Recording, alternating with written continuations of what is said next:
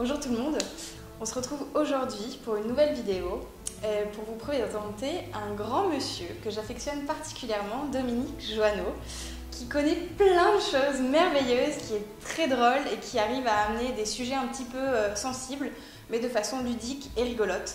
Donc Dominique, parle-nous un petit peu de toi. Bonjour, bonjour tout le monde. Eh bien, te parler de moi en quelques mots. Disons que j'ai une formation de praticien de santé naturopathe, avec pratiqueur diplômé de l'IFH de Saarbrück en Allemagne, depuis des dizaines d'années. Et puis j'ai écrit deux ouvrages également sur les huiles essentielles de l'océan Indien, et puis sur le chikungunya, plein de choses, le paludisme,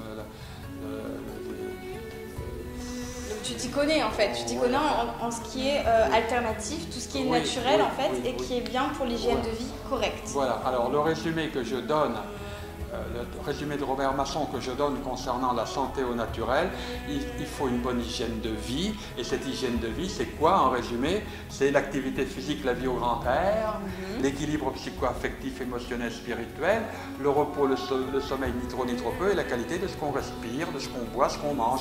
On peut ajouter l'ensoleillement, la chromothérapie, les couleurs, pour la vitamine D notamment. On peut ajouter plein de choses, des dizaines de pathologies complémentaires marginales, voilà, pour faire un ensemble. D'accord.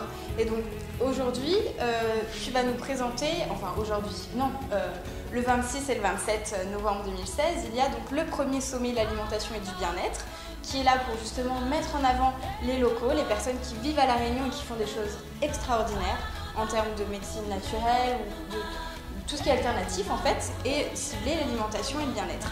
Et donc tu vas proposer deux conférences, donc une sur l'alimentation de santé et une sur tout ce qui est cure et jeûne, pour avoir une bonne hygiène de vie, soit pour la maintenir ou soit pour justement braver des malaises ou des maladies.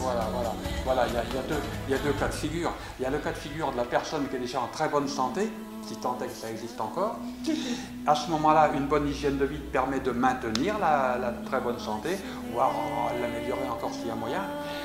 Effectivement, par contre, c'est un petit peu plus délicat à développer, ça. Il y a les gens, la majorité d'entre nous, malheureusement, on souffre de problèmes de santé. Et il y a ce qu'on appelle les maladies aiguës, les maladies chroniques, dégénératives, lésionnelles, etc., les cancers, tout ce qu'on voudra, qui sont des réactions positives de notre organisme, de notre vitalité. Il faut le comprendre, ça. Il faudrait le comprendre, ça. Les maladies, c'est le maladie, comme dit le docteur Scoy en Espagne, qui est réfugié en Espagne là-bas depuis quelques 15 ou 20 ans. Oui, le maladie. Et oui, il faut comprendre les maladies et savoir comment les traiter, justement, pour retourner progressivement vers la bonne santé, voire la très bonne santé. Donc elles nous donnent des informations, en fait, elles sont positives. Elles sont là pour nous dire qu'il y a un déséquilibre dans notre organisme. Tout à fait. Il faut les comprendre de façon positive, savoir l'interpréter, savoir comment jongler avec tout ça. Et puis en naturothérapie à Bobigny, dans les années 80, pendant 30 ans, qu'il y a eu des cours de naturothérapie à Bobigny, eux ne parlaient pas de maladie, ils parlaient de biogonie. Un terme beaucoup plus judicieux, semble-t-il. Donc on va parler de l'alimentation de santé. Oui. Donc tu vas donner des petits conseils. D'une façon générale pour monsieur, madame, tout le monde. Et puis après, effectivement, on peut rentrer dans des cas particuliers, deuxième conférence, pour les gens qui veulent pratiquer des diètes, des monodiètes, voire un jeûne intégral, mais prudence concernant le jeûne, attention. Oui. Il faut une surveillance médicale par des gens compétents. Il ne faut pas faire n'importe quoi avec le jeûne. Mais effectivement, ça peut être extraordinairement positif. Oui, après les cures et les jeûnes aussi sont là aussi pour nettoyer les organes. On peut aussi cibler par exemple nettoyer le foie, nettoyer des organes qui ont besoin un petit peu d'être décrassés. Oui, avec des aliments spécifiques pour le foie, les reins, etc. Des compléments alimentaires, des plantes spécifiques, oui, tout à fait. Oui.